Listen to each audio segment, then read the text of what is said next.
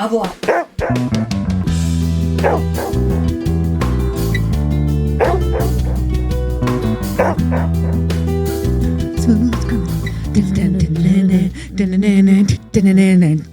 Oh, that was perfect. Here we go. And welcome back to another episode of FitPet Boston Talks. My name is Leah Lodato, and I am the host of the show. Today, I'm joined by my spouse, Lori. Hello. And we apologize. It's been sorry. a little while. I mean, it's been a while. It's been a while. It's been too long.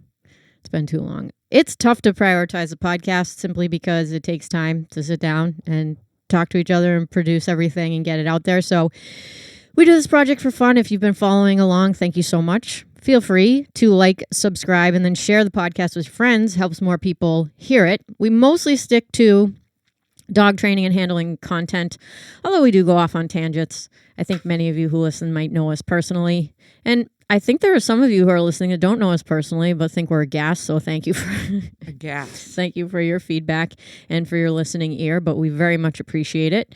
And I know that there's been a couple of things going on with us as far as dogs and dog training go, and incidents and occurrences and sports. And I can't even process the number of things that we possibly could talk about just because we're so busy teaching and walking, and I'm working on running the Fetch Collective, which is a dog sport club, and we're in full gear right now. So there's a lot to talk about. Oftentimes we start the podcast by talking about music, and I think the name on everybody's lips these days, Michael Jackson. is Michael Jackson. Again. That's right. I don't know how it has come this full circle, but here we are. I love it. I am a pair of shiny pants away from a concert. I can't. I'm in it all day. Michael Jackson and the dog. Well, I should say that Laurie's always been a little bit obsessed with Michael Jackson, and then we saw... Did they say biopic or biopic? Because when I was listening to Jimmy Fallon interview... Just say we saw the movie. We saw the movie. It's a biopic, which is kind of like Bohemian Rhapsody. It was so freaking good. It was like going to a concert. It was like going to a show. It was Come on. amazing. It was incredible. Right there in front of my face. And I definitely have a little bit of a love-hate relationship with Michael Jackson because, well, for the obvious reasons, but also when I used to work in bars, there's a DJ named DJ Kevy Kev. Shout out to Kevy Kev if you're listening. That's interesting. Sweetheart of a dude. And he would DJ, I think, on Saturday nights. And he was like obsessed with he's like the biggest Michael Jackson fan I've ever met. Why haven't you told me this? About DJ Kevy Kev. Anyway, so he would play Michael Jackson as much as we would allow. Dress up like him. He knew every stat about Michael Jackson that you could possibly imagine. And I want to text him and just say, how many times have you gone to see the movie? Because I'm sure if he's seen it less than 10 times, I'd be completely shocked. So DJ Kevy Kev, congratulations on this new piece of movie content that you can enjoy. It was really, really good. I've never heard about DJ Kevy Kev until this podcast, which shows you how much Leah and I have been communicating. Well, to be honest with you, he opened me up to the full range of repertoire of Michael Jackson, because Michael Jackson was before my time a little bit. All right. I remember the movie Free Willy, and we had that on VHS, right? And we used to play it at my grandmother's house like nonstop, and I was obsessed with the intro because he did that little... Okay,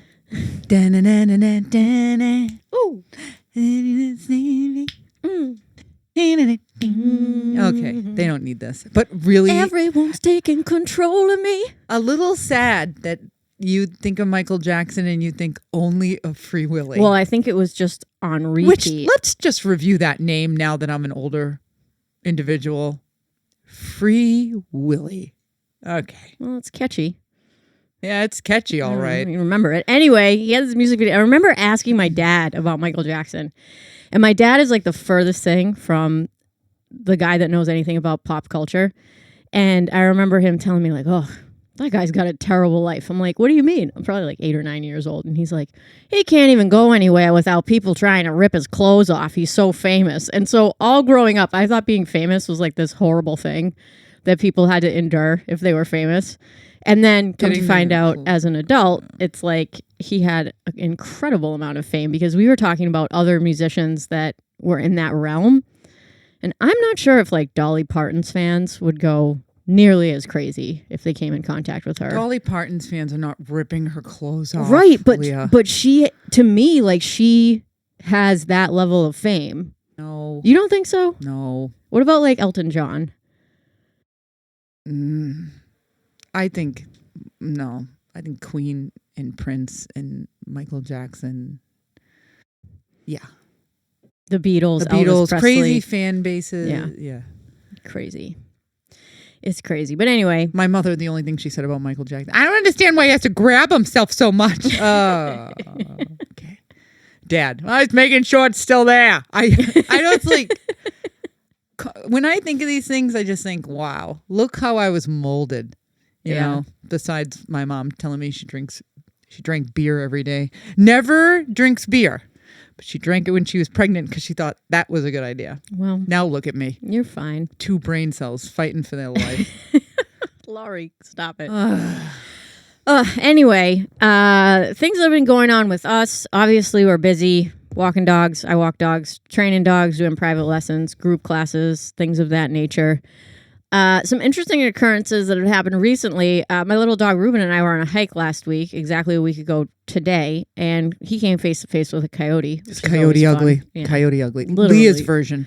Literally Coyote Ugly. I was walking and we went down this trail I've gone down like hundreds of times, and there's like electrical wires off to the right, and there's this hill off to the left, and he kind of ventured onto that hill, but not far away, like well within eyesight, and I hear all this commotion and rustling in the leaves, and then he woofed, and I looked over and just nose to nose with this humongous coyote, and I freaked out.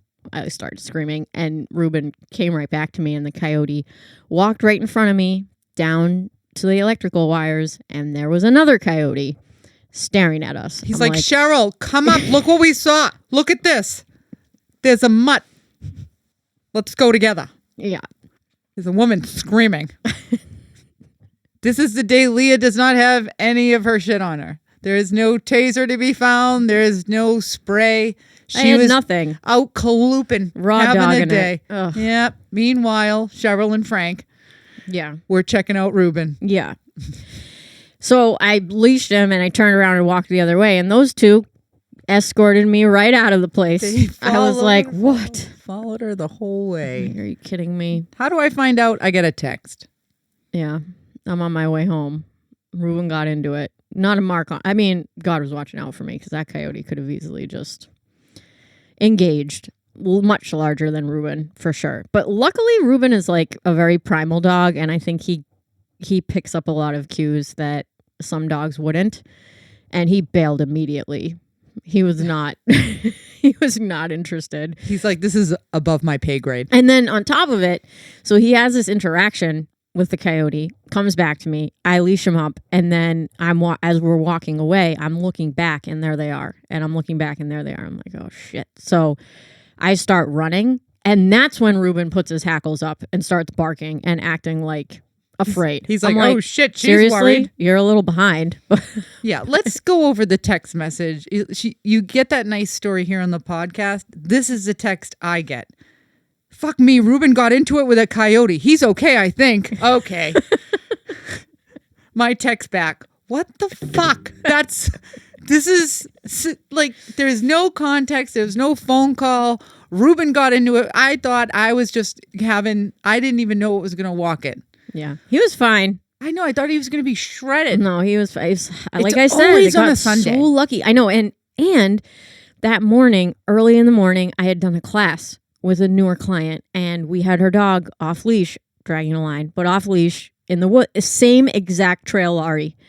And all I could think of was, thank God this didn't happen during my class. I mean, I think it probably would have even gone a little bit better because I think that there were 3 humans and the dog was also a lot bigger than Ruben. I think Ruben disturbed the coyote. I think the coyote was laying down maybe by a den or something like that because he had walked off into the woods. Again, not far, maybe 15, 20 yards, well within earshot, eyesight, running distance, all the things. But I think he disturbed the coyote, and that's why there was a little bit of engagement, because I heard the leaves just go crazy, and way more than just a dog running through the woods. And I looked over and I was like, oh my God, like something snaps in you. You just, the adrenaline takes. So I screamed, and I don't scream like high pitched. I scream like, I don't know if you've ever really heard me scream, but I get back and my voice was hurting. I was like, oh my God, I think I might have damaged my voice. Anyway, yeah, good times. And then a few weeks ago, I was walking with my newest dog walking client, Milo, and his dad, because Milo took a little to get warmed up to me. So I was hiking with his dad, and his dad's French, and we're walking with Milo, and all of a sudden I hear his dad go, "Ooh, coyote." And I look up, and his dog... Now, was that a French accent, though? Let's go through that. I don't know. Coyote. It's one word. So I look up, and there's Milo, and he's not face-to-face with it, but he's close. And the coyote stood up and barked like a dog. And I've never heard them bark. I only hear them howling. You know how you hear them at nighttime yipping at each other? Yeah. And it barked like a dog. And I was like, oh my God. Milo came right back, and there was a breeding pair up on the hill. And the female was laying down and the male was standing up. Again, the couples. Yeah, the couples. Frank and ride Cheryl. together. Could Yeah. have been Frank and Cheryl. Yeah. And this gentleman knew all about where their dens were, where they hang out, because photographers hang out in the woods and like take beautiful pictures of them all the time. That's nice. Yeah, so they're quite social, I think, but that was eye-opening because I'd never heard them engage and bark like a dog before. Neither have I. They're really something, and they're everywhere. So The beginning of this podcast has been an acid trip. what do you mean? It's just from Michael Jackson to coyotes barking. Oh, whatever. People love it. You have a French person. I have a French person too. They taking over. I don't know what's going on. Last podcast, we talked about people walking their dogs in the neighborhood like they're in Paris. I had an interesting conversation with my French customer's wife about that, because she's gone over to France, and she looked at me and she's like, yeah, and there's dog poop everywhere. Oh, she didn't tell me that, but she's like, in France, nobody cares like over here. Yeah. And nobody wants to pet your dog. You don't walk. She's like, nobody cares. They don't touch your dog. Which is nice. She said, here, everybody touches your dog. It's and crazy. There's one resounding theme when I teach her class. How long is this going to take? I was like, can we stop asking that? I'm going to just, God, or drill a hole through my eye. I hear it one more time. I'm like, well, I don't know. You should probably practice in the meantime. Yes. Super cool dog. So that's an Australian Shepherd. And then I have an Australian Shepherd on my private lesson roster, which has been super fun. The dog is super cool. Both of those Australian Shepherds are super cool. Really, really cool. Any interesting client stories, Lori? Anything going on that's blowing your hair back, or problems that you had to think through to solve? Anything crazy? No, I just had the usual puppy stuff. Yeah. I'm having a lot of puppies that won't stop peeing in their crate. I just had another 2 people hit me up, and their dog's going to the bathroom in the crate. Yeah. It's like the new trend. Yeah, I've had 3 puppies in the last 2 weeks that the parents are complaining the dog's going in the crate. Yeah, and we spent a significant amount of time with the dog, helping with puppy bathroom training last month. We fixed him. And saw a lot of success, but it was not easy. That dog had no problem at first going to the bathroom in his crate and then just laying in it. And I was like, oh, no. No, he didn't lay in it, though. That's the thing. He would pee, and then he'd hit the other side of the crate, and the crate was still small enough that he couldn't do that. He would just bunch himself in the corner. And then I felt bad because the crate was small. He literally could just lay down. Just lay down. Anything bigger, he would go, and he could not go more than 2 hours. I timed him. And when I brought him upstairs to say hello to Mama Rose, I use her a lot because she's like a child when she says hello to a dog. So Mom is perfect for that. Like to see if a dog will do well with a people greeting, you need to have Mama Rose. She's so forward the way she walks. She walks right into the dog, and she's just like a regular pet person where pet, and she'll get crazy. Mm-hmm. I brought him up on the tile floor. He peed immediately when he hit the tile. Now, he's been peeing in this lady's house for quite some time. She put a pen up. So the dog was peeing in the pen for quite some time. Until I got to her house, and I said, get rid of that right now. And then I brought him up on the tile a few more times to make sure that didn't activate him. Mm-hmm. and he didn't. It was tough. And he didn't give a shit about the exercise pen. Yeah. Nope. It was just much better to just hold the leash on the rocks. Yep. And when I tell you, like, you'd bring this dog out in the morning to pee. Just wouldn't go. Not a normal puppy. He just wouldn't go. He would actually poop before he would pee. I know. So weird. I felt like he was like, you should probably bring me inside so I could do this. And I'm like, listen, it's outside. So then I would run him inside and watch him like a hawk and then run for my blooming life outside so that we could keep getting these reps of him going to the bathroom outside. Yeah, it was challenging for sure. You The poop, that went away very quickly. Yeah, no problem which was there. really nice because I know that it was a problem for both. So that went away quickly, which was awesome. The peeing, oh my God. And it's not perfect. I think when you get a dog that somebody else has been working with for a little while on potty training and they've made a lot of mistakes, even if they're trying their best and doing everything exactly the right way or what they think is exactly the right way. He came and I said to Lori, I'm like, Lori, I know you like being perfect, but this probably isn't going to go perfect. And it's probably going to be like a graph where you have some, ups and downs until you get there. And that's exactly what happened with this dog. It wasn't like he was with us and all of a sudden, like, all the problems went away. Like, he still had some accidents in the crate. We still had to work through some of that stuff. And basically just every time I went downstairs, I took him outside. I didn't even ask you, like, has he been out? No, I just grab him, football, and bring him outside just so that he gets into that habit of going to the bathroom out there. Yeah, like his signal was he would sit and stare at you. No he barked twice. That was it. One night, one another night. And I go, was that him? And I ran outside and he went. And then he was sleeping through the night. And I said, I'm not putting this dog in the crate without a towel because he's a doodle. I'm going to be cleaning up a dog sopping in pee. So I refused not to keep a towel in there. So he had a thin towel. I cut the tag off and I had to give him just a chew. If he had a chew, he wouldn't chew the towel. Yeah. But it was on the hour. I was watching him like a hawk. I can remind myself a million times that it can't be perfect. I still want it perfect. I remember one day just, it's a couple days in and it's myself. I get aggravated at myself because I'm like, I didn't catch him, and I can bring it down to a science, and I know how many ounces of water even I'm giving the dog, making sure that he goes, because I can't not give him water because with us he's more active, and the dog's obedience is on point. He's so good. It had nothing to do with his obedience. Walking on a leash is a pleasure. I was able to go so far with this dog. That bathroom, and I did keep a towel in there, and the crate was very small. It still fits him just right. I still don't feel comfortable giving him an even bigger one. So, yeah, that was a challenge, but it was fine. It was fine. One day I just kept him because one day I just like let him sleep on my chest. So I was just sitting down and we were outside and I was like, because I knew right when he woke up, I would bring him outside to go to the bathroom. I'm like, let me just have one moment of success with this dog. You can't bring him on the grass.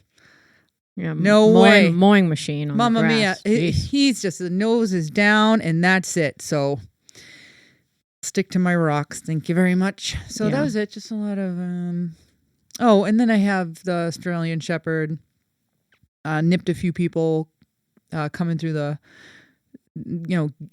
guests were coming to the house and the dog got a few nips in. So we just had to work on people greetings and attention to the owner, management things like keeping the dog on a leash. So we stayed far away from the door. Okay. So somebody comes to the door. We got to the point this week where mom has the dog on a leash in the crate if she's not working the behavior, but if she's using it as a training opportunity, she can now have him on a leash, open the door, back up with the dog. He just stays at her side. He looks to her for attention. We reward that. You can continue conversation with the person for about 5 minutes, and then I drop the leash. So now the leash is dropped. The dog is walking around the people, and I didn't have any feeling like, oh, this dog's going to strike or anything like that. But I did say, the dog may walk up to you. She had, I went there for an hour class and she had people coming at 15-minute increments during our class. So we planned it all out. And I said, even if the dog walks into your space, I said, please don't pet him. Which is very similar to Ruben, actually. Yeah. Please don't pet him. Oh, but he came up to me. I'm like, yeah, but you'll know when you can.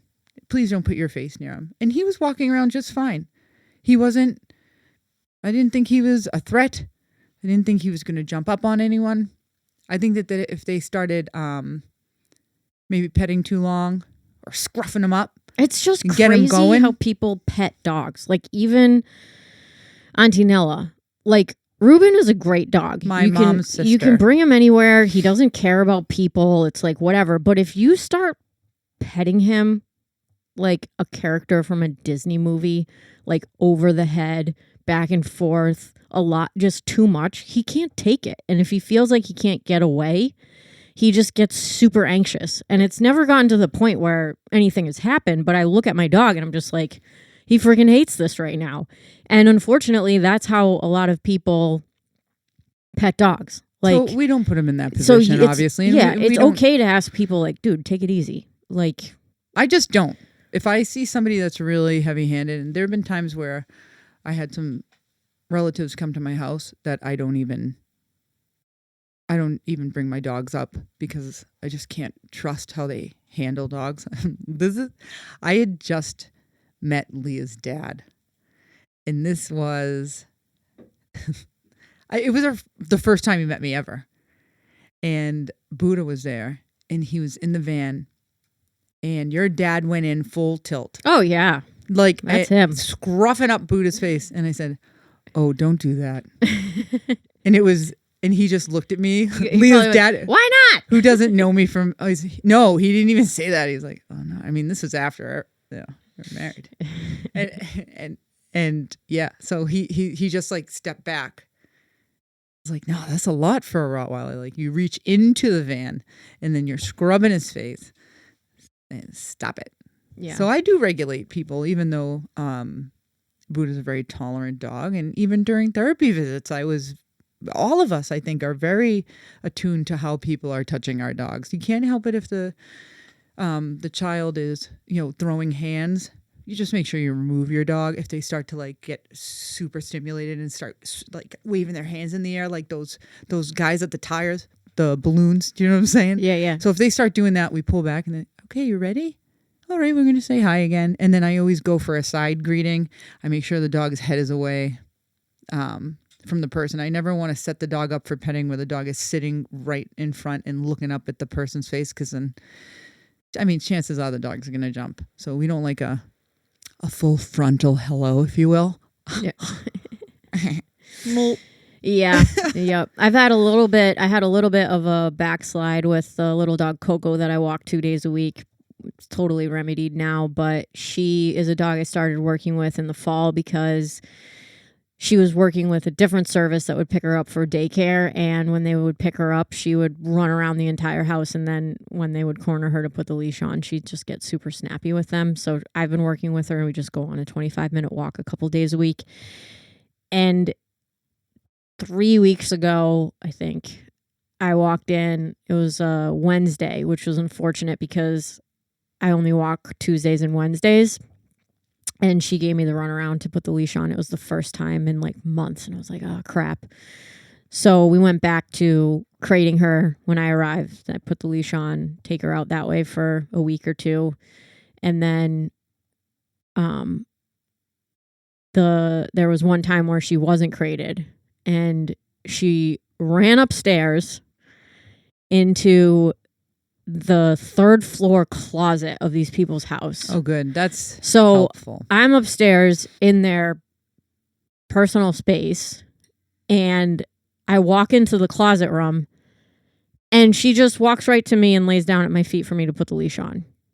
And I'm like, okay, so I can't correct this because now you're offering me like perfect behavior because it took my butt a few seconds to get up here, when previously she was like running around and barking at me.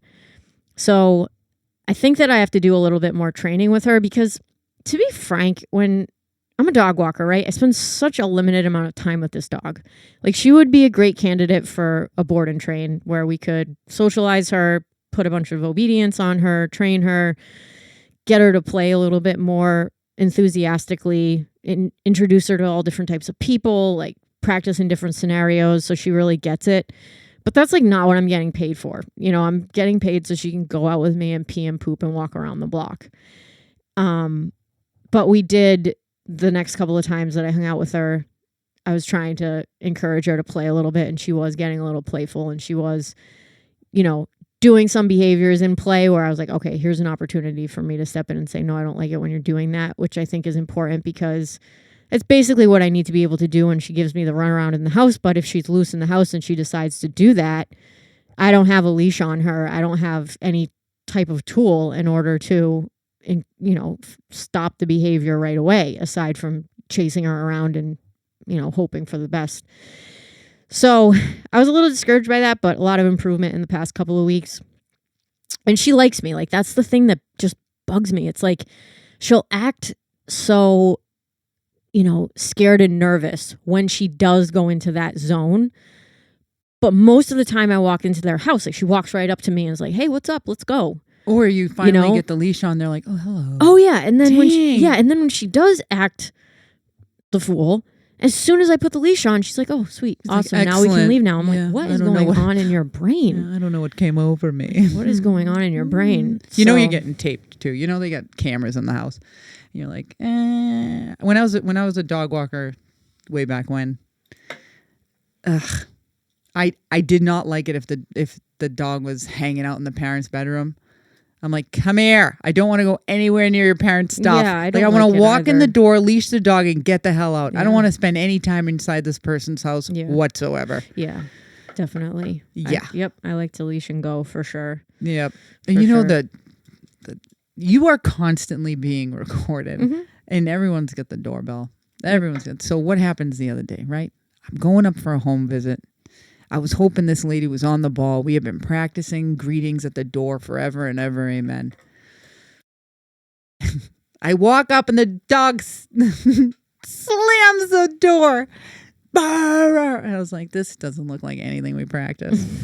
And so what do I do, right? I'm saying this out loud because I am who I am. I'm like, oh my God, what the fuck is going on? And I was like, I hope I was mumbling, because then I looked at the Ring camera. Son of a bitch. Yeah. Just be careful out there, kids. And then I actually like that there are, like, everything is recorded, because yeah, but not when I'm mumbling. Right, but like when I go into somebody's house, leash up their dog and leave, that's exactly what I'm doing. It's not like I'm hanging out looking at their wedding pictures on the wall, or like swiping something or whatever. There's a reason. It's like, I don't care. Fine, I wave at them. Great, awesome. When I came, when I left, no big deal. Like, I almost prefer it just for whatever. I do think that there's a little bit of a privacy issue if you're pet sitting. I think that that's disgusting. And I do remember years ago, like when Lori and I first met, I was pet sitting for a decent amount of time, and they had cameras. And I told them, I'm like, just so you know, I'll leave the cameras on the entrances and exits of this property, but I'm putting tape over all the rest of the ones. I'm like, it's just weird. You know what I mean? Like, it's not, I'm like, you trust me, right? I've been walking this dog for like 3 years. You know me. Everything's going to be fine. I'm like, but this is just I covered the camera in the bathroom, okay? Yeah, I know, right? Jeez. Well, one of my private class people, they had a dog sitter, and the dog sitter posted a picture of her. Like, okay, so she's sitting on the sofa, and she took a full picture of their personal, like, living room space. Oh, good. Yeah. And like, home sweet home for the next week. That's brutal. Okay. Don't do that. I mean, it's one thing if you take a picture of, you and the dog, or just the dog. But when you put somebody's house on full display, and also this dog care person texted, because the owner sent me the text. the dog care person the dog sitter texted her and said, "What a beautiful wedding album you have." Oh my God. Dude, the wedding album was in her bedroom on her nightstand. Oh my God. I mean, I would just go home at that point. I said, "What?" I'm like, "This is crazy." I was like, "Is this real life?" She goes, "Oh, it's real life." It is so hard to find a pet sitter that for us, if somebody's going to take care of our dogs, it's a very short list. And I feel like we are so blessed with people that are amazing if we need to go away.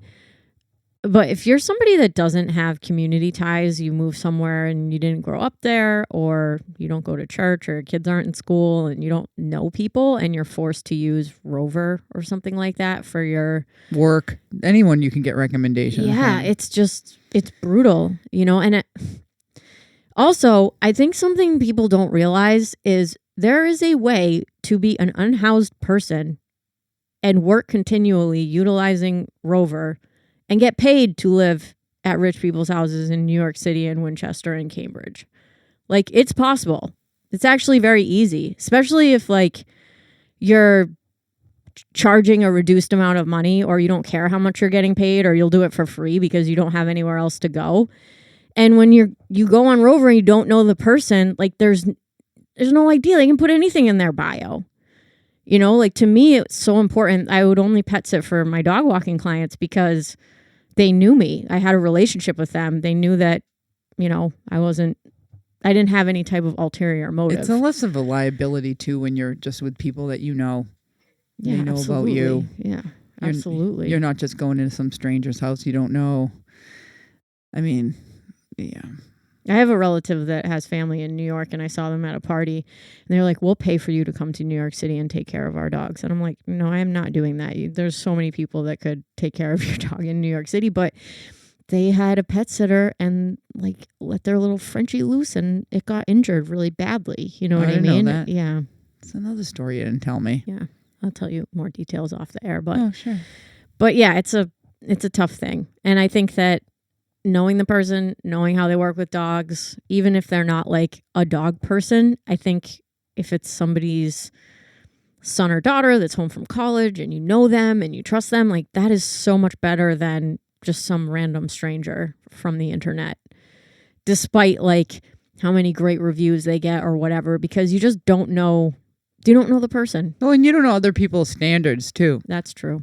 Somebody can think you're great while another person can think you're absolutely terrible. Yeah. I mean, you're taking a day at a time when you're taking care of people's dogs. You make sure that they're well cared for, that there's no problems. You do your health checks. But in the end, I mean, it is a heavy responsibility to take care of somebody's dog and to be as safe as you possibly can. Whether it's, double lining the dog or... I was taking care of a dog recently. The mom walks up and I said, "Oh man," I was like, "Yeah, thank God my people deal with me." I'm like, "Her coat looks like shit. Do you want me to wash her?" "Yeah, we just got her washed 2 weeks ago." Because my washing station is not working right now. Womp womp. Because my septic tank isn't working. Let's not go into that. I'm not going to. Everybody with our septic. No, but that's why we've been absent. And the dog, after a couple days, just started to lose coat. She looked like somebody had just taken cigars and just hit her, stamped out fur, leaving behind open wounds. Guys, it was open wounds. Horrible. You would pull the fur, the whole chunk would come out, and underneath was an infected lesion of a beautiful green-blue color. Damn. Just gross. So I didn't pull the fur out because if anything else happened, I didn't want it to be on my time. So I went to the vet and he just yanked it right off. And that's when we saw it. It was atrocious. He thought it was most likely an infection from getting groomed. It was definitely a fungal infection. So I just made sure that I took her and she right away on antibiotics because she had an infection. And then I washed her with a Duoxo shampoo. I just let it soak. And I washed her off. I got all the scabs off. I shaved and removed the hair so it wouldn't fall back into the wound. Then I used Duoxo for a while, but then I stopped because I thought I was just frying her because they gave me a foam. And then I switched to like Neosporin. And the hair's growing back and she's healing up nicely. Oh, good. Yeah, I got Good. pictures. Okay, good. She looks good. She looked 10 times better when she went home. And too. after the bath. After the bath and the antibiotics, it immediately started healing, which was awesome because I was like, okay, sweet. Her immune system is like working. And she looked way better even when a few days later. But I was so upset about that. It was really, really scary. And yeah, it's tough. It's really tough. And like, God bless Lori. She just knows exactly what to do. I was the one that actually saw it, which is unusual because usually my head is like, wah, wah, wah. Yeah, it was Leah's and call. I was like, what's going on with Coda? She looks a little weird. Right. I love when Leah, something looks like it's, hey, Laurie, you want to give that a check? And like so casual. I'm like, I got to go to the vet. Right. Leah's like all the other calm, night, like, we got to go right now. I look at Raven. I'm like, Laurie, can you look at Raven's eyes? Something's wrong. She's like, what is it? I'm like, I don't know. You need to look because whatever eyes think I see is probably not right. And I was like, let me go to my handy dandy dog first aid kit. I just love this stuff. I love my first aid kits. And I got some eye rinse and I washed it out. I said, I don't know if anything's in there, but you might as well. And she was so cute because she let me do it. And she's like, I felt like she would have, that feels good. Yeah, maybe. It was just all weepy. Yeah. What was It's going on. allergies. She could have something in her eye. Oh my God, my hiking clients are just coughing and sneezing because of the allergies. I'm like, oh my word, guys, come on now. It's turning. Spring is finally here. Thank goodness. And also, happy Mother's Day. Oh, yeah. This will go out Sunday, May 10th. Happy Mother's Day to all of our beautiful moms out there raising up the next generation of kids. Happy Mother's Day to Rosa and my mom, Erin. Happy Mother's Day. We're both super blessed to have amazing moms. Yep. And congratulations to Melissa, this is her first Mother's Day. That's right, Melissa. Yep. Mm-hmm. Missy Mo's a mom. Missy Mo has Hold been on. bringing little Benji to toss and fetch on Monday nights. It's been so fun to have him on the field. And Cute kid. yep, we're in full swing right now. If I could say a few words about the Fetch Collective. Go right ahead. Disc Dog Sport Club out in Framingham/Hopkinton, Mass. We're in full swing. We had our kickoff event on April 18th. It was an absolute blast. We did over 100 runs. We had a really nice throwing clinic with Ben Spence. He is a super duper talented disc golfer, but also a wonderful teacher, which is clutch if you're trying to help people improve their throws. Ben did an absolutely phenomenal job, taught for about an hour. I was able to pull a couple people aside that were like brand new, maybe really struggling with just getting the hang of throwing throws or rollers. So that was super fun. We ran some toss and fetch practice rounds, and then we did an up dog competition in the afternoon. So that was great. And we're in week 4 of toss and fetch. Team Framingham is showing up strong. Our attendance has been really, really good. We have some new players on the field. If you're interested in checking out League, you can go ahead and hit us up, fetchcollectiveclub@gmail.com. Weeks 4 and 5 of any toss and fetch season are great opportunities for brand new players to get out on the field. Even if you just want to come by and hang out and bring your dog, just walk around the field on a long line, see what's going on. It's a good opportunity to train and observe and get to know the different toss and fetch teams. There are many toss and fetch teams now here in Massachusetts. I believe we have 4. There's a couple down in Connecticut. There's one in New Hampshire. So there's plenty of opportunities to check out disc dog sports. We also have a Wednesday night up dog development series on the calendar. June and July, we have 5 Wednesday dates where we will be doing evening sessions of up dog. And 4 of those 5 dates are development days. And what that means is we are going to do a little bit more extensive coaching for the games that we're honing in on. The first game is a throwing game, and the other 3 nights of the development series are crossover games. And crossover games are a mixture of agility and disc. So if you enjoy agility and you want to check out disc dog sports, it's a great way to cross over those 2 skills. And we're going to be focusing on one individual game. So normally when you go to up dog competitions, they might offer 3, maybe even 4 or 5 different games. And to be quite frank with you, the games are like a little complicated. So if you're a brand new player, sometimes it's a little challenging to just jump right into the fire at an event where there are 4 games and you don't really know how to play them. But what we're going to do in this development series is hone in on each individual game. We're offering a practice round and then 2 official rounds. We're also offering exclusive practice rounds. So if you just want to come and practice and you don't care about your score getting submitted to Updog, and you just want to get your feet wet with the idea of playing these Updog games, you can do that. And it's also a lot less expensive to do that if you don't want to have your scores submitted. And there will be time for us to do a little bit of coaching in between, which is always really nice to see people, be able to have the opportunity to improve. And then the very last date, I believe it is July 15th, we are going to be doing an Updog crossover competition. So we're going to play all 3 of the crossover games, which are Fragility, 7-Up, and Funky, 1 round of each, 4 prizes. So we have that coming up on the calendar at the Fetch Collective. Super excited about it. Not expecting a huge draw because there are quite a few disc dog events in the area in the spring, summer, and fall this year. But we have a pretty dedicated core group of people that I know are going to be there. So if you're interested, please check it out. Everything is on the website, fetchcollective.club, and I'll link it in the podcast description. So it sounds good. Out. Yeah, it's going to be really fun. A lot of options. A lot of options. Just practicing. Yep. That's really nice that you can just go out there and do that. Plus, I don't go every week because something always ends up happening, like a private class or whatever. It's such a supportive group. I know. It's such awesome. a nice group of people. Like, even when the dogs catch things, you can see in the pictures everyone behind cheering the dog on. Yeah. These are people you want to hang out with, because they lift you up. And then they'll also, if your dog's doing something stupid or, they'll tell you. And then we fix it, right? We all got issues.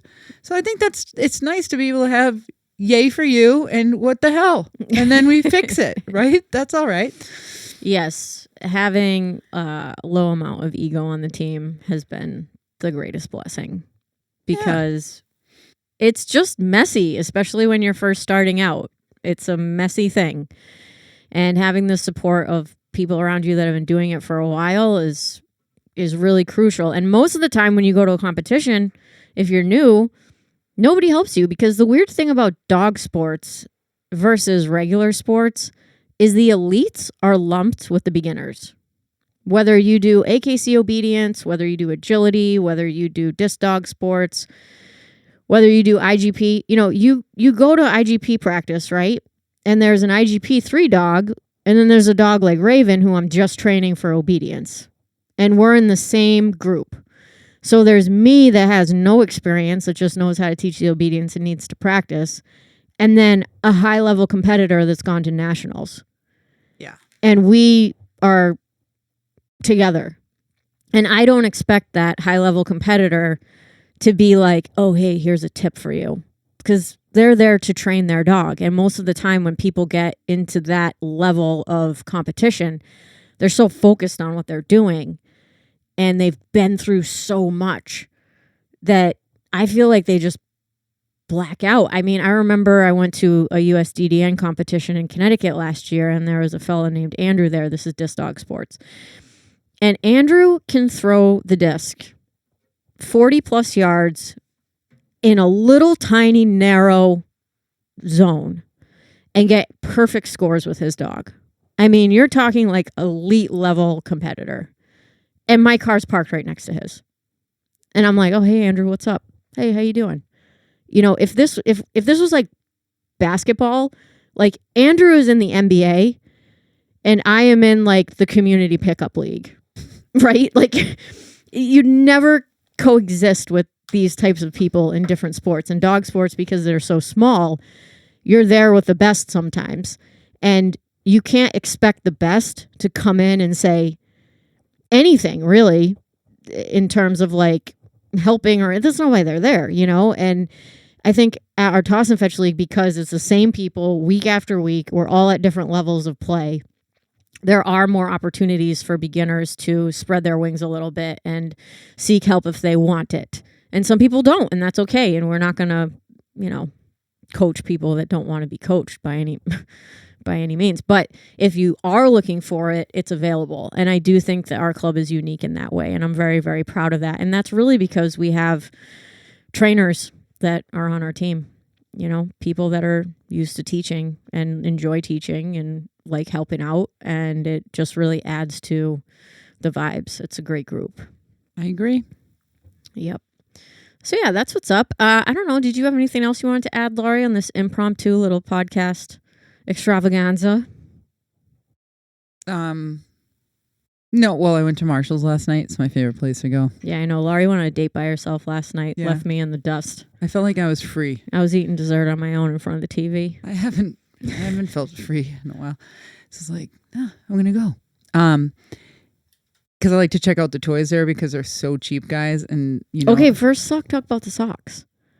Because you did that first. Well, because you're going to put this out and then she's going to know. It's okay. All right. So anyway, I went to J. Crew to return something. I'm sure everyone's so interested in this. And you know how they put everything by the register so you can buy something last minute. And if you have ADHD, you're looking everywhere and you buy 10 things that you never wanted in the first place. Anyway, they had socks there. It looked like Piper catching a Frisbee. I know. So Catherine, if you're listening, Merry Christmas. Early Merry Christmas. I got one for you and Al and Leah. And then we went back. Well, Leah said, did they have any more? I don't think so. I mean, why wouldn't I have grabbed them if they were there? The socks were $2 marked down from $30. Stop it. It was a steal. Who pays $30 for a pair of like dress socks? Not either? me. I'd pay it for a pair of like nice wool socks, but. So get this, catch this, catch this. You remember that line from Pretty Woman? And it's apropos. Catch this. The dog is catching Frisbee. Get it? Carry on. So I went to Natalie, who works there, because Natalie was telling me her life story, which she's a wonderful person. And I don't know why I was speaking to her as much as I was. She said, "Hey, Laurie, we don't have any in the store, but guess what? I'll get them to this store so you can get the $2 discount because online they were $8."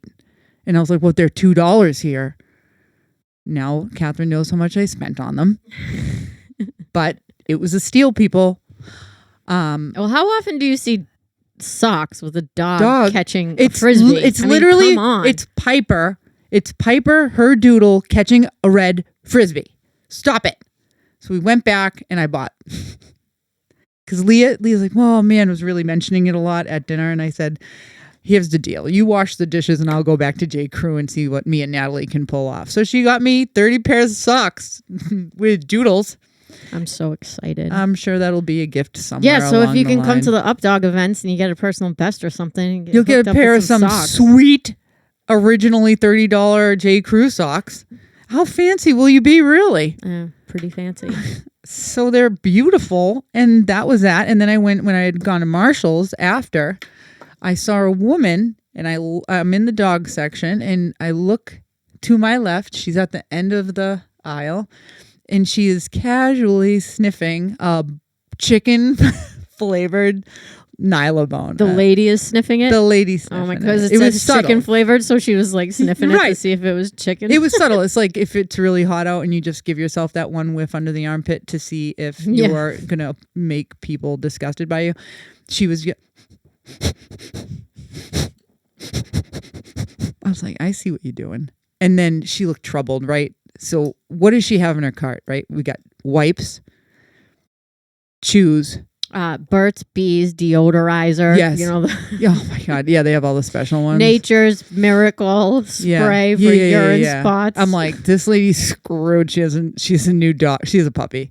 And I never tell people I'm a trainer in public. People have introduced me as a trainer and I'll look at the person. I'm like, "Oh, I'm not a dog trainer." No, they're wrong. That happened to me at Honda once. I'm like, no. You look, you're doing great. Bye. She's like, "What do you think about this?" And I was like, "Oh yeah, I think this will help you in this and put this back." She just looks at me. I was like, "I train dogs." Because she's like, "The dog is peeing all over the house." I was like, "Well, don't I ever specialize in urine?" Okay. I gave her some tips. I was like, "Yeah, I'm a dog trainer." "Oh, I trust you now." And she said, "The problem with my dog is he jumps so much, I call him a kangapoo." And I was like, did she get the word kangaroo wrong, or was she combining kangaroo and poodle? I believe it was kangaroo and poodle. Kangaroo and poodle. So maybe we should just call them kangapoos. Maybe we had it wrong the whole time. I know, maybe. That is hilarious, Laurie. Her name was Maria, and I always sing that song. Maria, I met a girl named Maria, and she's not the... Okay. And then, this is another one because it gave me great joy. I had an older couple come. They knew my old man. They know my dad. He hangs out with these people when he has coffee. And so they came to me for dog training their Shepherd Malinois mix. Should we still... Can we keep going? Am I boring people? No, maybe they're not bored. at all. Go. So it's the first class, and it's my dad's friend, right? So I have to be... nice. On point. Yeah, and people can't know who I am right away because I could be mildly insulting to some. I don't know. And I talk like a trucker. So I walk outside. He looks over to my neighbor's yard. And he's like, oh, is there a dog over there? And now I just answer the question. Yes, there is. He looks at me for a second. And right in a split second, I knew something bad was going to happen. He opens up the door and his Malinois Shepherd mix races out. And first 2 seconds, this guy meets me. What the fuck are you doing? I go, get your dog right now. And the dog stands there and looks like, come get me. That. And I go, okay. So I just crouch down. He walks over to me. Guy gets his dog, puts him back in the truck. I said, don't do that. I said, there's about 8 million times I write on the instructions that you keep your dog on a leash. Mm-hmm. Okay, so we got past that first bump. Now the people like me, right? We're doing all right. The first class, see a lot of progress. Second class, bada bing, bada boom. Dog's walking like a champion. Whoop, whoop. They come. I can hear them fighting as they roll out. Sorry. And I've been very unfocused lately. It's all good. Okay. So they roll up. They are fighting. He is insulting her. She's insulting him. But this is their love language. And she goes to get out of the car and I hear, why don't you stick your head out the window? He goes, why don't you stick your head out of the truck while I roll up the window? Shut up, you asshole. And that was our class. Yeah. So anyway, we solved that problem. The dog was just having a problem walking. The mom couldn't walk. Dad has a lot of injuries because anytime you get an older person, they're basically not even walking straight. They're walking at that 90-degree angle because the pain is settling in, right? Yeah. The arthritis is crazy. Everybody has arthritis. And, when you're 40, you have it. You just have it. You just don't know whether you know it or not right. yet. It's coming. And whether you were an athlete or not, you're broken. And all of a sudden you're variety of arthritis. Yeah. And your body's like, hey. And it just does that one day. Oh, hey, I'm here. And then it stays forever. It's like the worst house guest ever. Mm-hmm. Anyway, so, yeah. We're dealing with very broken people here. You got to stop jumping because a person has diabetes. Their legs are like cellophane. They just rip right open. We have shoulder injuries from the dog. She couldn't walk the dog because she was again, her shoulder's killing her and she's got to get the rotator cuff fixed and he has vertebrae issues and they're getting shots. When older people come, it's a different game. Yeah, I saw a post on Facebook from a friend somebody I'm friends with on Facebook, but not friends with IRL per se, but he's a dog trainer and he went through a whole story of how he had an 85-year-old client and the dog was unruly, couldn't walk the dog, so he put the prong collar on the dog, helped the dog. Now she can walk her dog. It's like this miracle, right? And at the end of the post, he was basically saying, because we have this new legislation in Massachusetts, HB 2342, a House bill that they're trying to pass that limits the use of tools for dangerous dogs specifically. So he was trying to give context for why that type of legislation is bad. And I would say just the story you told is exactly the same story, right? You have people that have physical limitations where if the dog pulls them like they're eating their teeth, they can't physically control the dog. And you don't have to be completely broken in order to have this problem.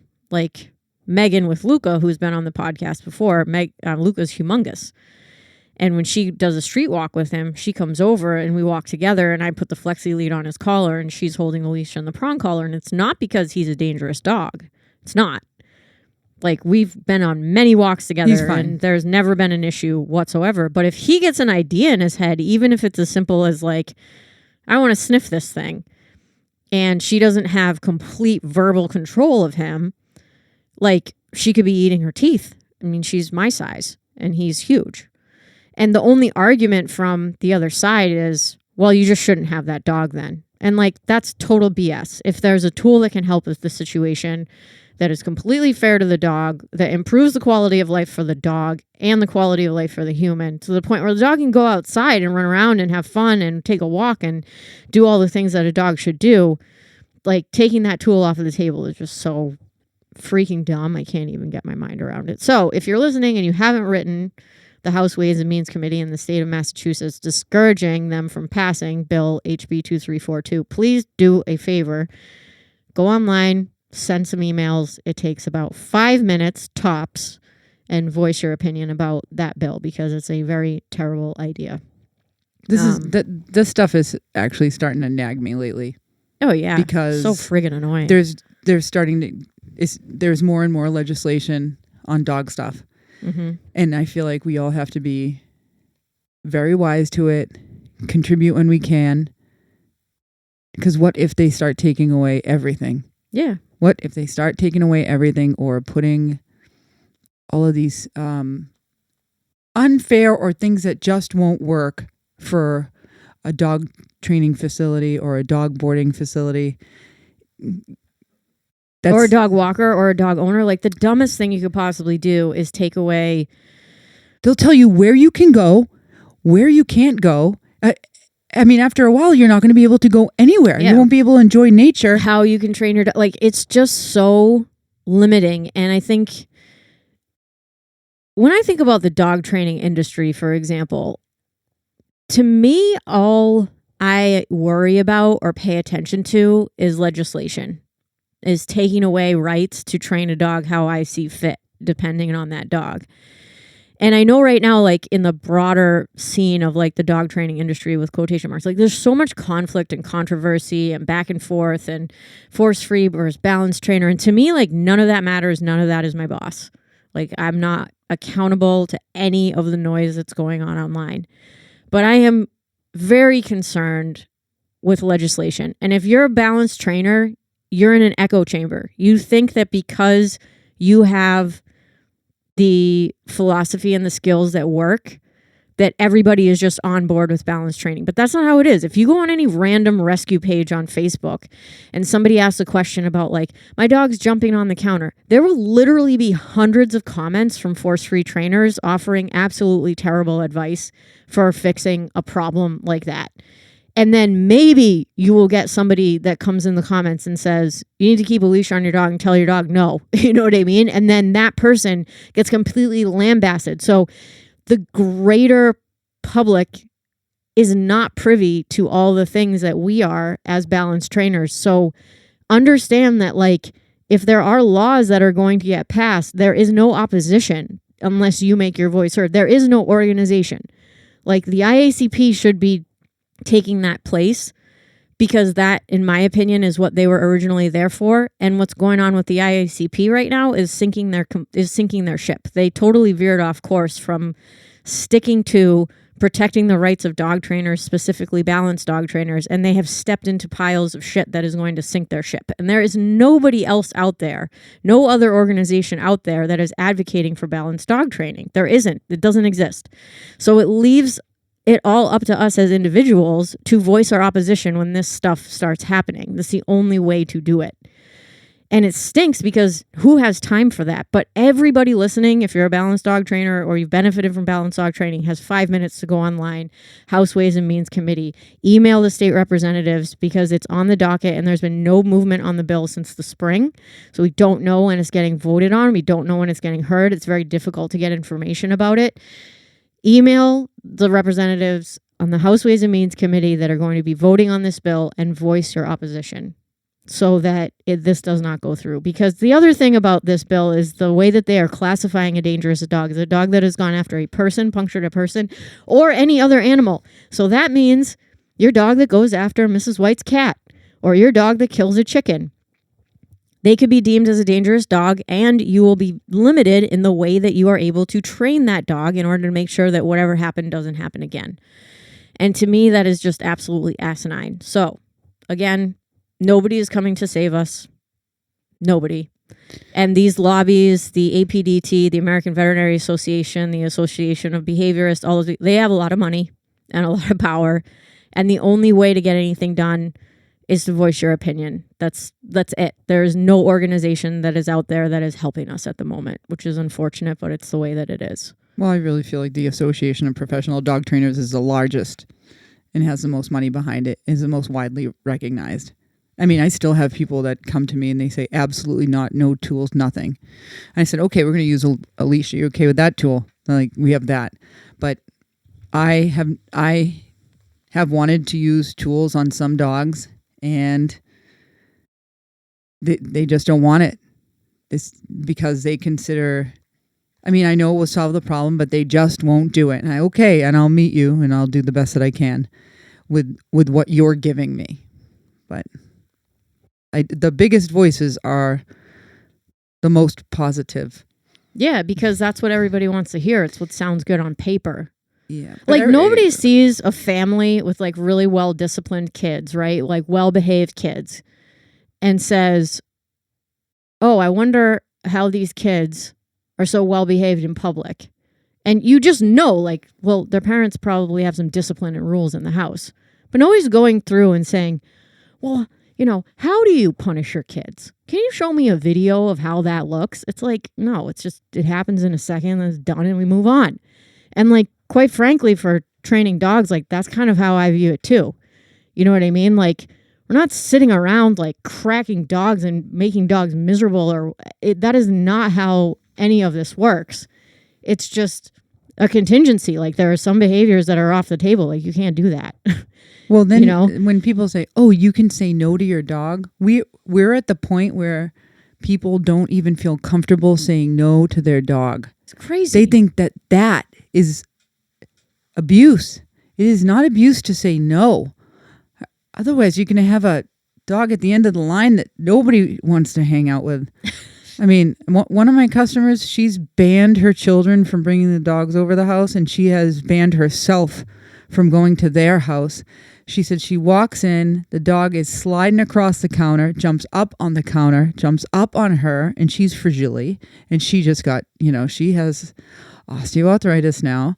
And the dog is peeing all over the house, pees all over her house, jumps all over her furniture. And I said, you need to tell him that he is no longer welcome in your house with the dog. Nope, can't do it. And then they let the dogs play so hard that she came to class the next day and I said, what's wrong? I said, something's wrong with him. He doesn't feel good. Can't you see it? Like you see it in the dog's eyes, the whole, like everything. This really bouncy doodle he was just glazed over. He looked hungover. Oh, we let the dogs play. I said, did you let them play the whole day? Yes. He threw up that night. He threw up the following day. Diarrhea. You would not let your kid do that. Like you wouldn't let your kid go hog wild all day long with no intervention whatsoever. And like she knew, she was like stupid. I knew it. I knew as soon as I brought him home. But what's acceptable for a person is just not acceptable. I get it. You can't apply it everywhere, but there are rules. We need rules. And the poor little guy was sick for 2 days after. Yeah. Anyway, so that's all. We went off again. See how that happened? I always do that where I'm like, all right, anything else to say, Lori? Yeah. Well, actually. I know. I didn't think we had anything to talk about today, but I hope you've enjoyed this podcast. Me too. I thank you so much. I love turning into my radio voice. I feel like this is alter ego that I have. Oh, really? Yeah, I don't talk like this normally. I think you do. Oh, my God. Why? What do you think about your voice now? Well, I have my whole introduction in my mind, and it's not scripted. Like I never wrote it down anywhere and rehearsed it or anything like that. Right. It just is what it is. But I always do a little, end scene at the beginning of the podcast, get into it. I'm sure like an actor. You just look in the mirror. Yeah, kind of. And you're like, thank you. Thank you for choosing FitPet Boston Talks. I know. For all of your dog training needs. I know. We go deep into it. Premier dog training. Premier. Here. I wish we had music playing in the background and 80 sponsors. This has been sponsored by Athletic Greens. Oh my God. Every time I hear a podcast is sponsored by Athletic, skip. I'm sick of it. It can't be that good. You're selling me a bunch of bullshit. I don't want to hear it. No athletic greens. No athletic green. What other one do I hear? Roca sunglasses. Oh my God. I can't even. I feel like there's this like list of podcast sponsors that just make me want to throw up. We need sponsors. Why? We can just list those off for 20 but then minutes. they're going to control what we say, you know? I don't want that. Oh, that's not a wise idea. No, I don't want that one iota. Nope. Especially since we barely do this. Why would we want to sponsor? Listen, we had an incident and we're back. Yeah. Wait, what was the incident? Just life. Yeah, life got in the way. Listen, life was lifing, as they say. It was just one explosion after another. Yeah, we can't even really get into it. We might have big news. Yeah, no, but we can't. But we can't even say anything. Right. Because that's how life is. Won't that keep you checking in? Yeah, check in. It is the truth. We'll let you know. Big news. I might have to make a change to the name of the podcast. I'll dangle that over no, everybody's head. I didn't know you were going to even do that. Yeah. Why don't we talk? Oh, well, we what are the right freak? now. We're like, what's wrong with us? We've been so busy. I know. We haven't been able to chat. Underwater. All right. Thank you so much for tuning in, everybody. Again, please like, subscribe. Tell them that it's human nature. Why? Why does it do me that way? Okay, go ahead. I'm loving the way. It's hard. It's hard not to like move your feet, isn't it? Oh man, I am just shimmying across this floor. Woohoo! Okay, here we go. Hope you have a great day. We do hope you have a great day. It's Happy nice Mother's talking to Day you. to all the moms out there in the universe. We appreciate you tremendously. If you have any questions for the show, hit us up at FPB Talks on Instagram. I'm at FitPet Boston. Lori's at ABC Dog Training. You will hear from us next time. Bye-bye.